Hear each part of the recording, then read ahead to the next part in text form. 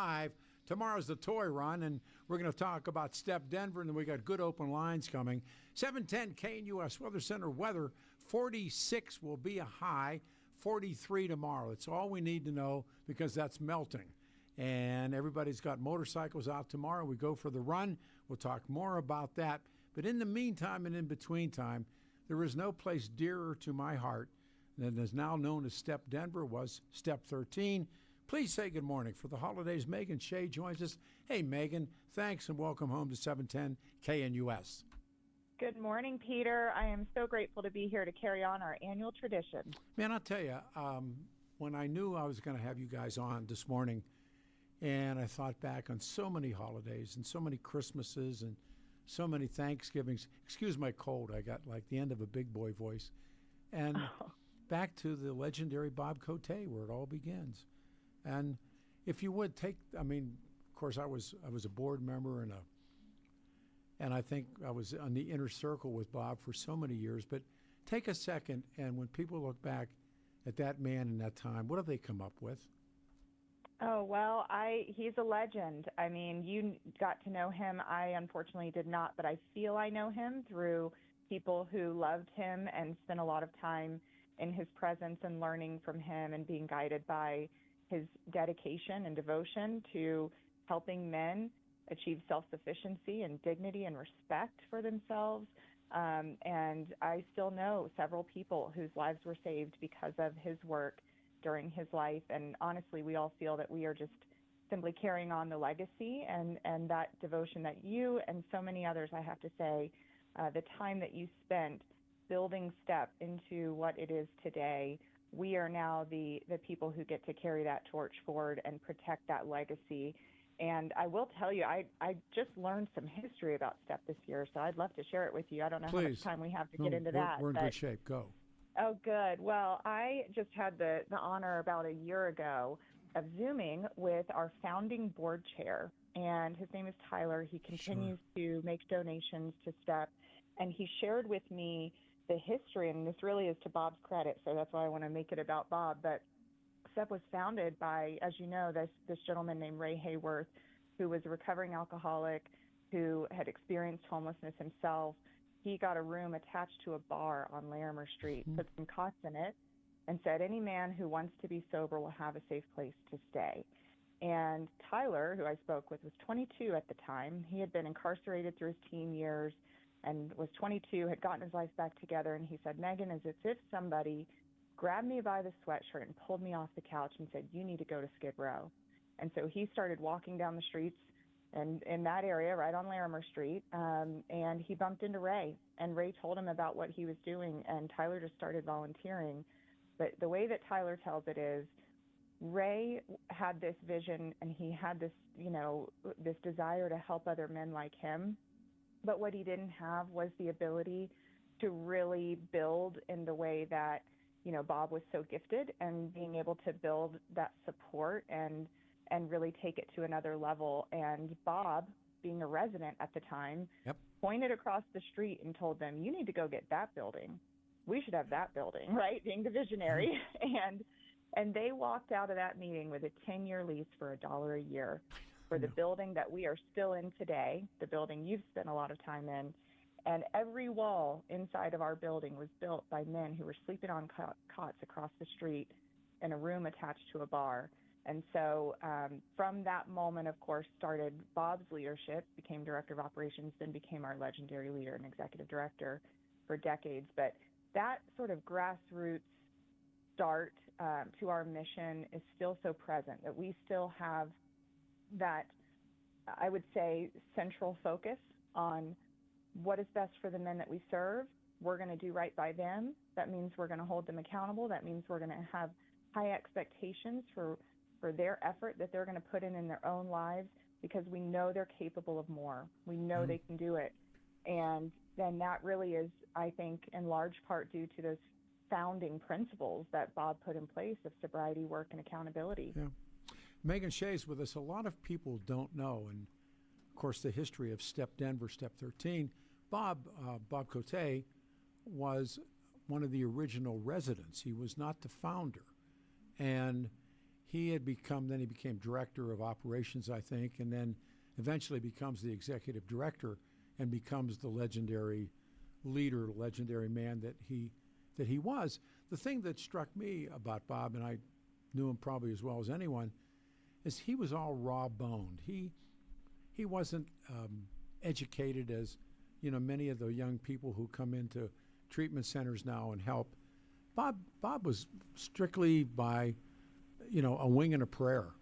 He was operating from his internal, and there are great stories about the finding of STEP, and my favorite one is, and I'm sure you've heard it, is the water wrench story. Yeah. It's a true one of those, another Christmas miracle, but Cote was on with Mike Rosen at KOA, and Mike always had Bob on every year at the holidays, and a big fundraiser. And this was the first time that I had met Bob, and Mike had actually met Bob first. And they were tap. STEP was tap. It was over. And they talked about the water had been turned off. And I've never heard the call, but I know the story. And some guy pulls up in a truck and gets out in front of STEP on Larimer Street, has a water wrench, walks in, introduces himself by a first name to Cote, and goes and, I guess you'd say illegally, turns the water back on because the water board has shut it off because they couldn't pay the bill. And the men could take showers. That is a true story. And I've heard another story, Peter, in which Bob pawned a van to keep the doors open, you right? Bet. You want to talk about doing whatever it takes to keep those doors open. And that's why I say we owe so much to him, because the fact is there were many times that STEP could have and would have been shut down, and he went to any length that he could to try to keep it going. And we also really owe you and Mike Rosen. Oh, Rosen. Yeah. So much gratitude, because the fact remains, had he not had the ability to get on the radio and spread the good word with the two of you and get your listeners rallied around this cause, STEP would not exist. Now, so to this day, I know you don't want to take the praise, but I have to tell you, to this day, the number of times I ask people, how did you learn about STEP? What led you to support? It's always Mike Rosen and Peter Boyle. Well, I have the problem. I have the disease. Mike doesn't. And Mike, with whatever it was that Mike sensed in Cote, and I think it was that North Star that Cote had, that when I met him, the first time I met him, we were doing a remote. And we were downtown, and I had gained my sobriety. It was after Alan Berg's murder. And there was a guy that came in to say hi to us who had been an on-air guy that I knew. And the disease had taken him to the street. Mm-hmm. And I was, doing pretty well, and I was sober, and I had $50. And I had a $50 bill, and I was giving it to him, and this is a true story, this great big giant hand grabbed my wrist. And Meghan, the voice said, "What are you trying to do, kill him?" Mm. And I looked, and it was Bob. Bob had come over to introduce himself, and he said, "If you give that guy $50, one of two things are going to happen." And I said, "What?" He said, "Number one, somebody's going to kill him for the money, or roll him for the money.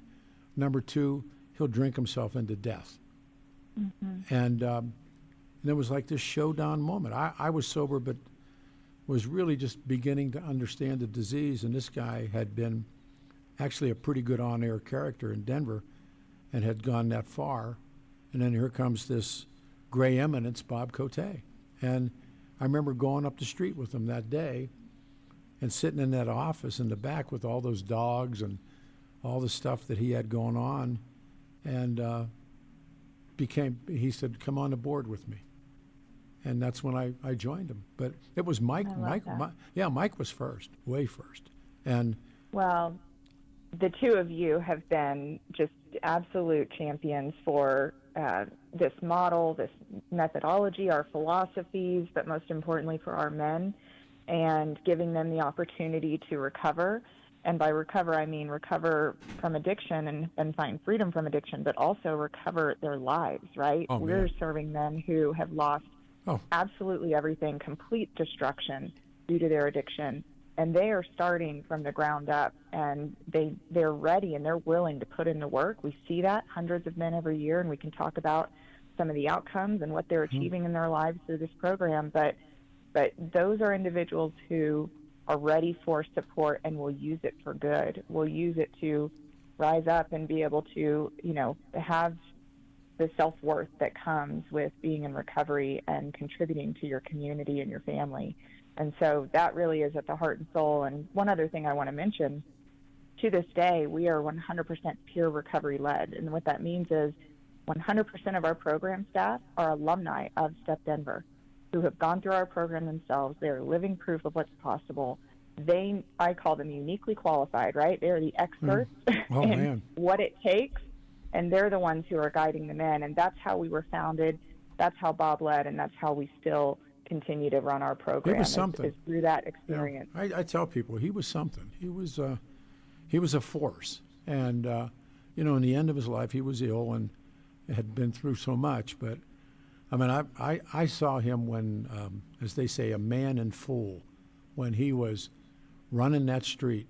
And before Coors Field came, and when that was really the skids, and he had a war going on. He had a battle going on, and he had a ball bat underneath his desk, that desk in the front, and I mean that was time. that was a war zone, and out of that came this.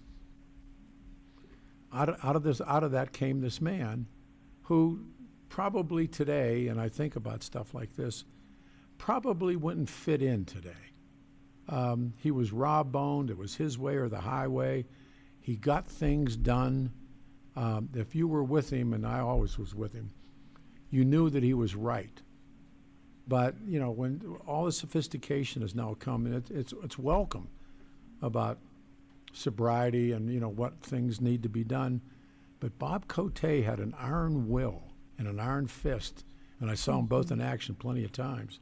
And he, like I said, he was that guy. And now when people talk about mental health and reentry programs and addiction recovery and all that stuff, I think I'm not so sure that that man that many years ago. But boy, oh boy, oh boy, he was something. I mean, he was one of the most amazing characters I think I've ever had that I've ever had in my life. To have him. Yeah, that you've had the honor to know and be friend and call him your friend, And what I believe is that iron will lives in every man who's currently in our program, right? Oh, the boy. Hundreds of men coming through every year, it lives in them.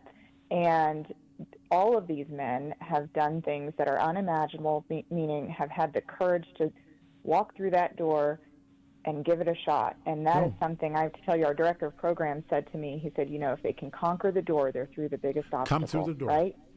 That was his deal. And that, right, what that requires within a person to make that step is immense. And when you describe Bob, what I see are all of the men that I've gotten to know at Step, because I think that they carry that same strength, right, that he displayed for them and the example he set over those years. People don't know, he fought in the gloves in Detroit. He fought in the Golden Gloves, and he fought light heavyweight, and then I think he went up to heavyweight for 1 year. I mean, legitimately fought in the gloves. He knew some real bad characters in Detroit because of what he was doing. But, when he said that he would be high in City Park and listening to KOA radio, listening to me, listening to Mike, and that's how he knew me and Mike were.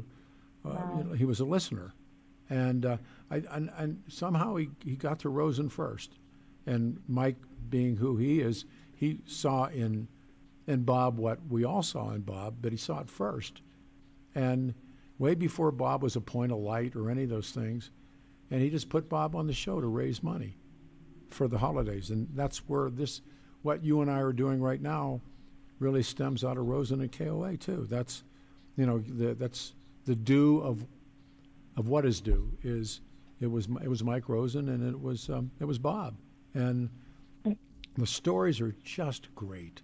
I mean, there's some moments down there that you'd laugh so hard, and then moments down there you'd cry so hard. And I'm pretty sure I laugh and cry every day in that place. I have to say, right? We start our day laughing, and then on a very regular occasion, you'll have a spontaneous conversation with a man that you're both led to tears, and the power of what is happening within those walls 42 years later. I wish everyone had the opportunity to experience, but I will tell you, there is no one more deserving, in my view, of support than the people who have the willingness and heart to give it another try when they've lost absolutely everything, and to really want to be the people. I have to say, you're watching, first of all, people come back to life right before your eyes, and secondly, you're watching people become someone that they're proud of, that a man can look himself in the mirror, right? And a lot of men, as you know, will go quite some time without being able to look themselves in the mirror.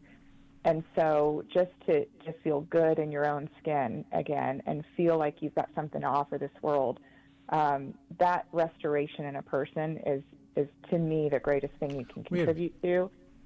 We used to have, Go ahead. When I was going to say the old Thanksgivings and the old Christmases, and I always brought my kids down, and it was like, tomorrow's the toy run.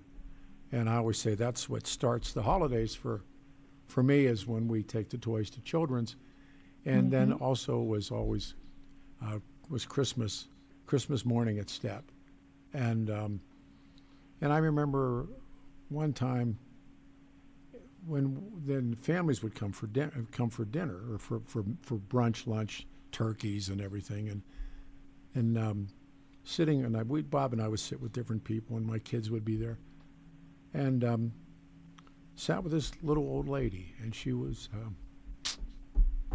so emotional. She was having her first dinner with her son in 20 years. Yeah. First time. And she had tears. Can I tell you? Yeah. Can I tell you, so I don't know if your listeners are aware, but we just 1 month ago opened Step Springs in Colorado Springs. Yep. The first replication of this model in a new community. We are already 1 month in. We have 40 men in the 50-bed facility, so we'll be full before Christmas. It's unbelievable just to see the need, right? Yeah. And how grateful we are to be able to answer that need, and to take something with a 42-year history that's proven to work and have outcomes, as you know, more than double the national average. To bring that to men in a new community who desperately need it has been, beyond words, honestly. But in the first week, one of the gentlemen who came in on day one, his name's Robert, he, the next morning, I was chatting with him in the dining room, and I said, "Hey, how'd you sleep last night? I know it's hard that first night." And he said, "Not great, he said, but I'll get there." He said, "It's the first time I've slept in a bed in over 2 years." Yep. I knew those guys. Yeah. And so adjusting, right? And then by so he came in on a Tuesday. Wednesday night, he was so moved by the evening meeting that he called his mom for the first time in almost 20 years. Yeah. By Friday, he had a job interview lined up. He's still in the program, doing great. Hey, Megan, let me do this. Let me throw you on do we hold. need a break? No, yeah, we needed to turn around. We'll come right back. Meghan Shay, Executive Director of STEP, is with us Saturday morning. Peter Boyle, 710 KNUS. Hang on.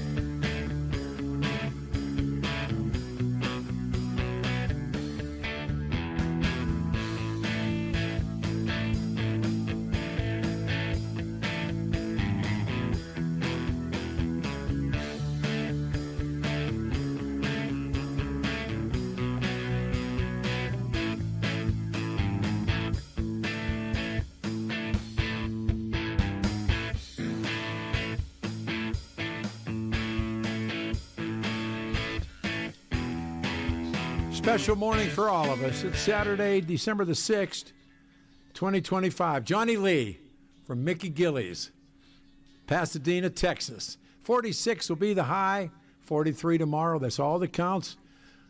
Roads will be dry, be warm enough to ride, and the toy run is on. Great guest on hold, Danny Kaplis' law firm. And Dan, again, suggests you should choose a lawyer who shares your values, because who you choose to represent you in a case, in an injury case, says so much about you and everybody involved. And Dan, of course, we talk about growing up, the golf scholarship, his dad being a cop, and his mom, and he really is a good man. Believed to be the only lawyer in Colorado history to win 5 straight multi-million-dollar verdicts in Colorado crash cases. Danny's also believed to have won the largest truck crash verdict in Colorado history. If you're in a jam, he came to our family like the wind and helped out. And Dan Kaplis Law, the official law firm and official partner now, the Nuggets, the Colorado Avs. Danny Kaplis Law's serious firm for serious cases. He's my friend. Suggest righteous injury cases on a percentage fee basis. So he can represent good people from all walks of life without regard to pay. If you need Dan's help, 303-770-5551. Please call him, 303-770-5551, or hit dankaplislaw.com. That's Kaplis, C-A-P-L-I-S law.com. Our guest, and she's tremendous, she's the executive director of STEP, Meghan Shay. Meghan, let me read you this, and then we'll talk about what the need being great. This is a text. My beautiful 20-plus-year-old Expedition with oversized tires needed motor work. I donated it to STEP after listening to Peter for 5 years. I cried when they came and towed it away. I was never treated with such respect. I've never drank nor had alcohol anywhere in my life, but my heart goes out to the people who need help. That's very kind, isn't it? Wow, that's incredible. I have to tell you, when we say we love our donors, we mean it. That none of this happens without them and the people like that listener who, make personal sacrifices, think of our men, believe in them, give them this opportunity. They mean the world to us. And so none of this happens without them. We don't take any government funding, as you know, and we're not billing Medicaid. Yep. We're not billing insurance, right? So we've carried that stance. The only way we can have that stance is because people like that individual step up to the plate and support this program and say, hey, we see they're doing it differently. We see this actually works. Let's make sure this continues. And so we're just so grateful for people like them. Thank you for sharing that. That's really true. And again, now we got Colorado Gives Day, and it's coloradogives.org/StepDenver. How does this work? Well, it's pretty simple. I turn it over to Meghan. Meghan, how does it work? Well, this is the biggest fundraising day of the year for a lot of nonprofits, but especially for us. Actually, last year, listeners and people in the community donated enough on Colorado Gives Day to send 43 men through our programs. So it is a major day for us that we rely on. And the good news is you don't have to wait until Tuesday, which is Colorado Gives Day. The website is live now. And so I want to say also we have a match this year. So every dollar that's donated for those who are first in line giving will be matched dollar for dollar. Yeah. And so your money will be doubled, and I can tell you from firsthand experience it will be put to very good use in the lives of our men. Indeed, you guys. I have been involved with Back to Step 13, Step Denver, and who also I want to say a special good morning to is Paul Scudo, who was, he put his arm around me this year too. So to Paul, what a decent, good man. And so coloradogives.org/StepDenver. And if you ever thought or felt conflicted, and we've all seen it happen, somebody at a stop sign or a red light or panel, putting the hand on you, and somebody on the street asks you for money, don't. But Colorado Gives Day, coloradogives.org, /StepDenver. It goes to, I think of no finer organization. It really is the best.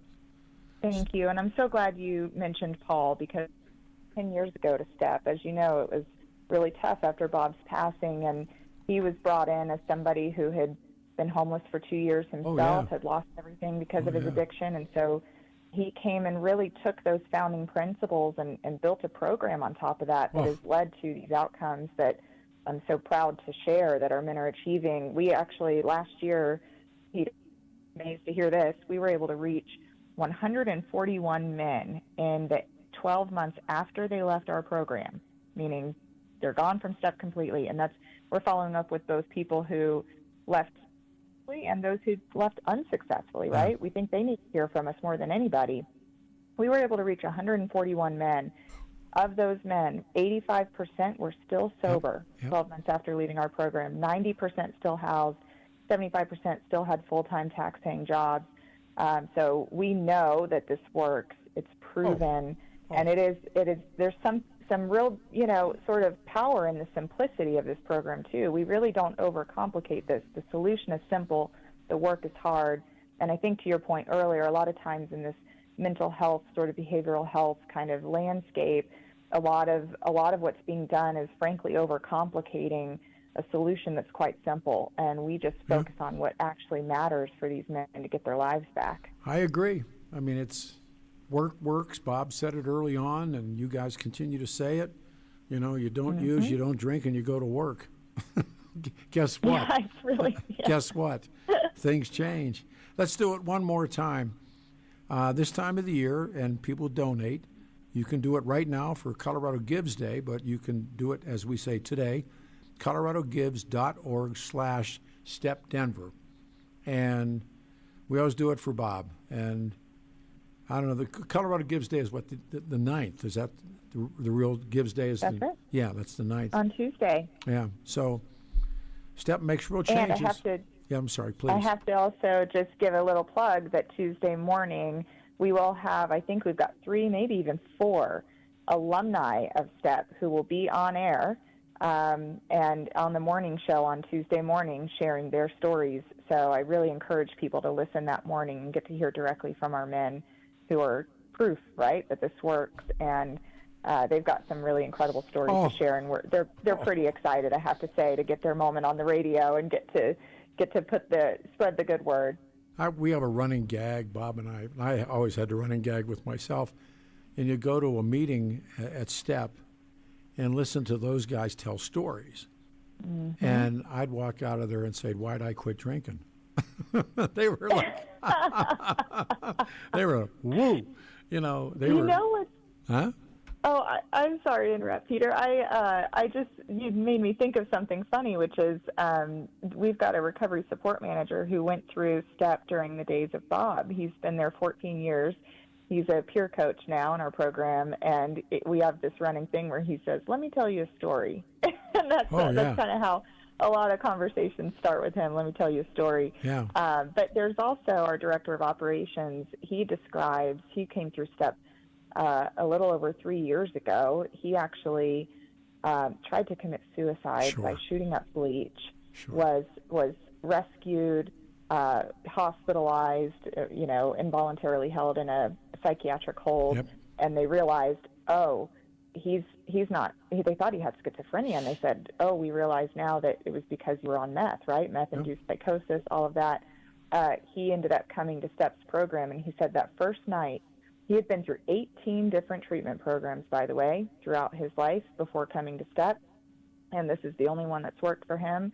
We could talk about why that is, but he said that first night, one of the staff, who was alumni of our program, shared his story, and he said he spent about 10 minutes talking about what it was like before, and then he spent 50 minutes talking about the solution. Oh man. And he said, I've never had that experience. It's always just talking about what it was like. And this man stood there and shared 50 minutes of the solution. And that was the game changer for him. I met guys in there that come out of blackouts killing people. I mean, truly. I mean, just one story after another, and they were all true. And Cote, of course, kept everybody in line, kept everything going. And now it's this degree of sophistication, Meghan, that you've brought to program and Paul Scudo's brought to program. It just makes... For an old-timer like me, it makes me happy, and I think you guys have done it well. Thank you. So, thank you. We really know what our founding principles are. We keep that front and center, and then we just continue to make some refinements here and there to make sure that our men have the best shot possible. Every dog was named Rocky. Bob had those Rockies. Oh no! Then one dog, the dog just chased the McDonald's bags and stuff. I mean, they were street dogs, and when whatever happened, they ended up living with Cote and for another time. But again, yeah, I'm sorry. I just have to tell you that I think some of them we may have their ashes actually in our building. Upstairs. And of course, Bob is still with us too. Bob's final resting place is Step Denver. So that's something that we share with people when they come and tour. Those dogs are up in the chapel, and Bob's up in the chapel. They still are. I go up and say hi. No, it's still there. There were some people that went through that place that, as I said, I've said a couple of times, and we got to catch it now before it gets away, because it's going to, we're all going to not be here anymore in a time period. And the stories of the foundation, going and talking to Rosen, I think would be great. Hey, Mike, why'd you do that? And why? And the guy that showed up with the water wrench, and then all the stuff that there was something that kept that place going. And there was times he was dead broke. Dead broke, hawking the van to keep the doors open and look at it. I have to tell you, I really firmly believe that this is bigger than any one of us, right? Step is supposed to be there. It's clear that this is bigger than any of us, and we're all aware of that fact. And I think just the fact that it even exists, having been through so much turmoil over the years, is evidence that this is supposed to exist for these men, and it always will exist because of the support of people who continue to show up every day and keep this thing going. You got to get a tape, and we've said this too many times, and capture all of these people when they tell these stories about this raw-boned Bob Cote character with 24 months sobriety in him, in a baseball bat, they had real problems, and it wasn't just like, oh gee, we don't have $20. They had problems. And give it one more time, one more plug for folks out there. This is Meghan Shay, Executive Director of STEP, and shoot the dice one more time for the address, please. Sure. It's coloradogives.org/stepdenver. And you can make a donation today. And like I said, there's a couple of different incentives that Colorado Gives Day is doing to make your dollar go further. And then we also have a match, so your donation will be matched dollar for dollar. I also want to mention any donations of $1,000 or more are eligible for the Homeless Contribution Tax Credit. And what that means is you're going to get 25% of that gift back at the end of the year when you're doing your taxes. So anything that you give over $1,000, you'll get 25% back through that tax credit. You're the best. Take care of yourself. I'll see you before the holidays. Thanks, Meghan. Thank you so much. Oh, please, my pleasure. Thank you. All right, everybody. 303-696-1971 is our phone number. And I love open line Saturdays. And we can, by the way, we're going to talk about the Children's Hospital Toy Run at the top of the hour with Jim Otto. I've been thinking about this one. And doing, I get to do a lot of reading. This week I was really under the weather. I had the big boy voice right now. But I thought about the country, and people talk about the country. So I thought to myself, why not an open lines morning on, are you scared of what will happen to this country? Will America fail, or will America survive? And are you in the category that is scared and what's going to happen to the country? I have tons of conversations with people about this. And we live in a very blue state. Whenever you check the news, how do you feel? There's a lot of mentality that comes from this, and something big and bad. Don't you ever get that sense something big and bad is going to happen? We're going into a new year. And the moment that we realize that everybody else is forecasting the future as well, while you are looking at the past for your projections, smart place to go. So, again, we have a minute to the break, 303-696-1971. Reality is that too many of us have forgotten what free actually means. I believe that.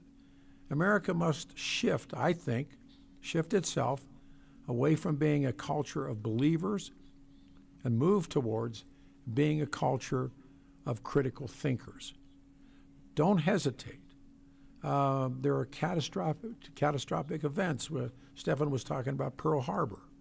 But what do you think? I really want to know this, and that's going to keep us going for 4 hours. There's emotional, psychological, behavioral, psychological, pathological, but there is fear. Your call right after this, or your calls, 303-696-1971.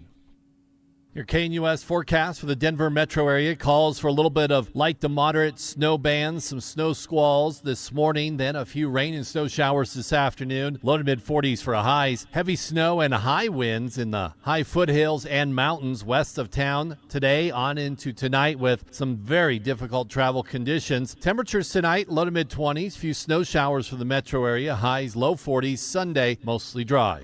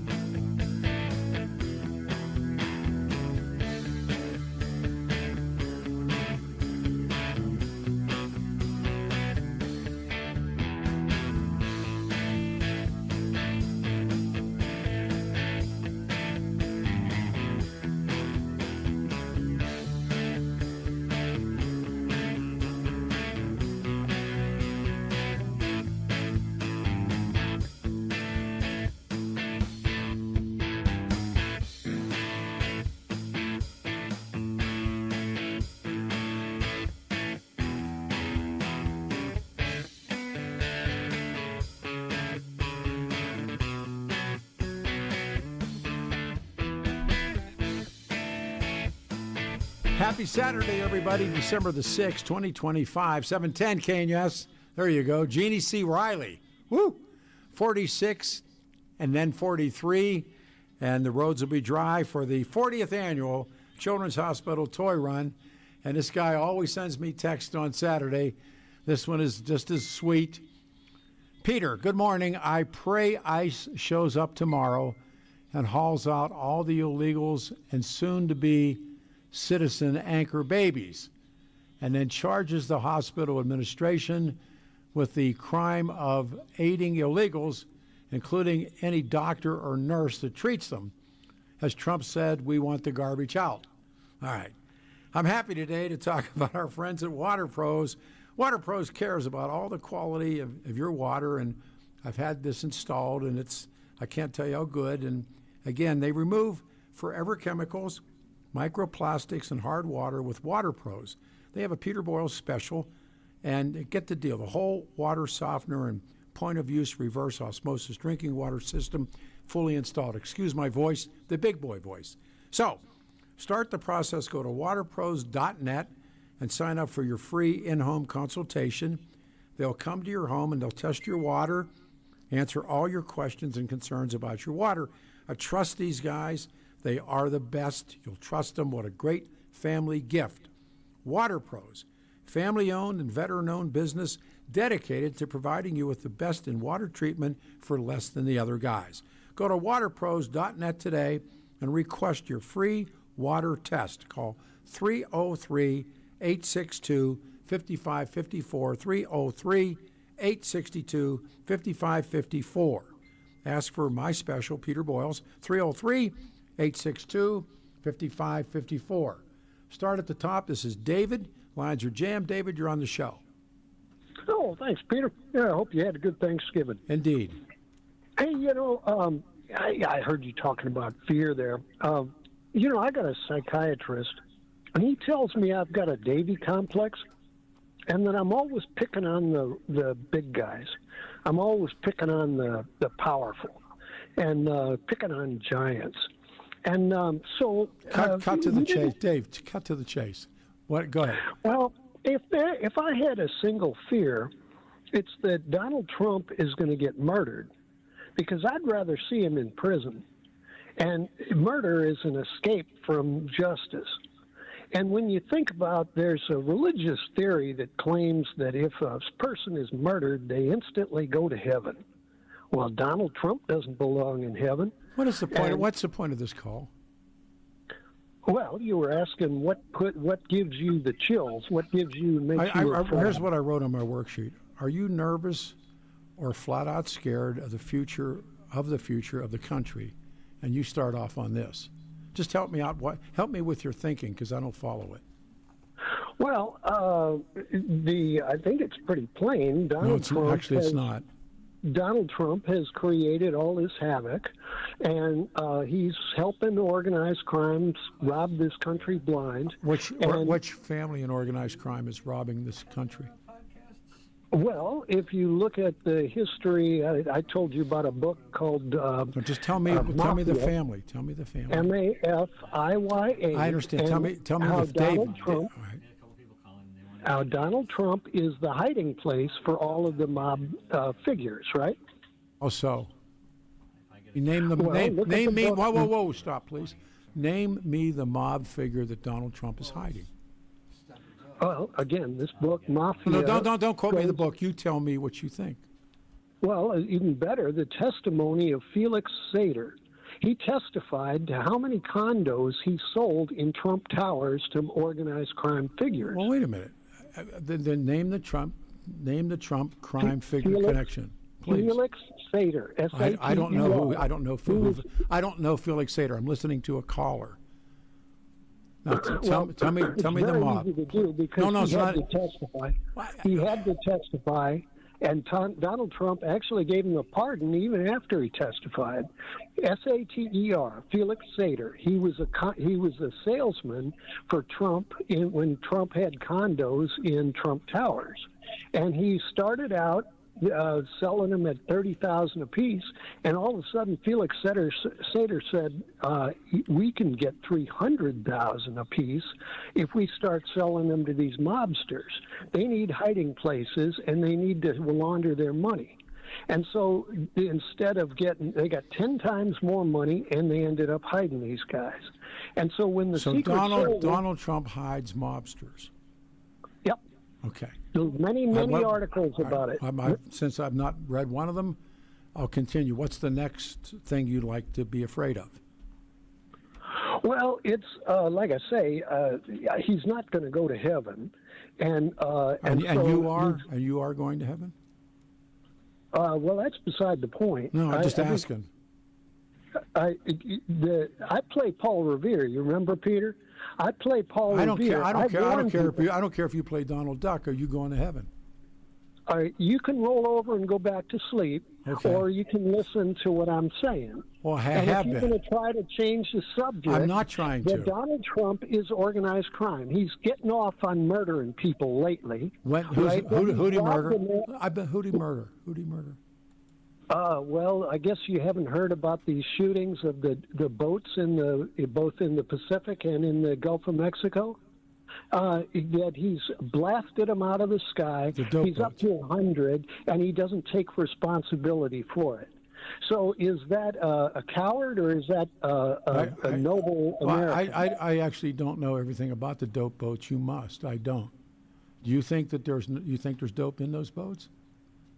That's what evidence is all about. Well, I'm asking you. That's what evidence is all about, and he's not showing any evidence, right? So you don't think they're dope boats?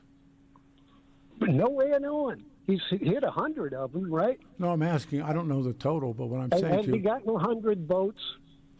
As of the other day, Hegseth was laughing about going after 100. I'm not a Hegseth fan. I'm asking you about what do you think the boats are? I'm telling you, I'm playing Paul Revere, and if you're going back to sleep, you come on your show today when Hegseth is laughing about listen to me. I just started the show and we did a PSA for an alcohol treatment place. Now, what is it you're critical of? That America is being run by an organized crime guy, and most of the talk show hosts are kissing up to the organized crime guy. I'm certainly not doing any of that, so I just wanted to know where you're getting it. Well, look in the news. Hegseth, I just started the show. I'm not a Hegseth fan. Last week, he was in real trouble because he ordered a second strike on people floating in the water, right? That's the accusation at this point, and I don't know the truth. But again, if in fact that's true, if they said kill them all, which was that was the storyline, has that panned out to be true? Sure, it has. Where'd you read? Senators demanding the release of the tape. You're telling me that no, I'm not telling you. Listen to me, David. It's early. I'm not telling you anything. I'm asking. Is there, please, without making those blanket statements, I'm not the smartest guy in the world, but I haven't seen the evidence that says one way or the other. Is it an accusation? Yeah. Let's wait and see. Do you know the answer? I don't. Well, the name of the game is that justice delayed is justice denied. I understand the name of the game. I'm asking for the truth, the proof, the evidence. I haven't seen it. Have you? After Hegseth refused to disclose anything, or he weaseled and he double-talked and he still hasn't answered, he then gets a challenge from one of the right-wing commentators about the death, and so he decides to blast another boat just, last night? In Colombia, and so it's in the Pacific, not in the Gulf of Mexico. Well, you know more about it than I do. I'm sorry, I just have to say, I haven't seen where it's overwhelmingly or any evidence at all. Look, these are dope boats. They're running. Listen, no, David, prove it. There's fishing boats that went out. They don't have money. They don't have gasoline enough to take them to shore. So those boats that I see out there, those thunderboats are fishing boats. I don't know. They don't. All right, we're coming back, everyone. 710 KNUS.